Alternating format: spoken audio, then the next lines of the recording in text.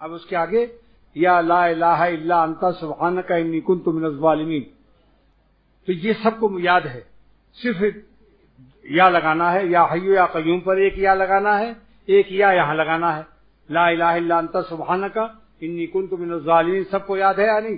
ایک یا یہاں اور لگا دینا ہے، یا حی یا قیوم یا لا الہ الا انت سبحانک انی کنت من الظالمین۔ دوسرا یا کے بعد کیا ہے؟ لا الہ الا انت کا عاشقانہ ترجمہ کیا ہے کہ آپ کے سوا ہمارا کون ہے؟ اگر آپ ہمیں حیات نہیں دیں گے، آپ ہم کو نہیں سنبھالیں گے تو ہمیں کون سنبھالے گا؟ ہم بالکل یتیم ہو جائیں گے۔ یا لا الہ الا انت کا ترجمہ یاد ہو گیا؟ اور آپ کے سوا ہمارا کون ہے؟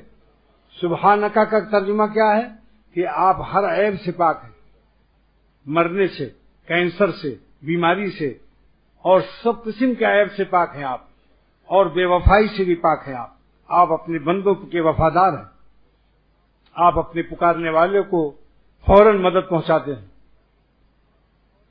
انی کنت من الظالمین، مگر آپ جیسا پاک مولا، مہربان مولا، رحمت والا مولا چھوڑ کر ہم ایسے ظالم ہیں کہ عیبداروں کے چکروں میں ہیں، گندی نالیوں کے چکروں میں ہیں، گٹر لائنوں میں گھسنے کے عادی ہیں، اور لات مارنے والوں لات و منات کے چکر میں ہیں، جو لات و منات بھی لگا رہے ہیں، گالیاں بھی دے رہے ہیں۔ حد ہے اس کمبختی و کمینے پن کی۔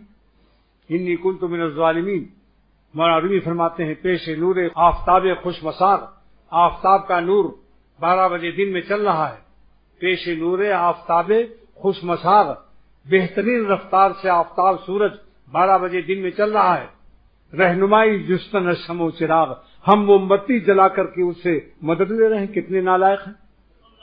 رہنمائی جستن، ہم رہنمائی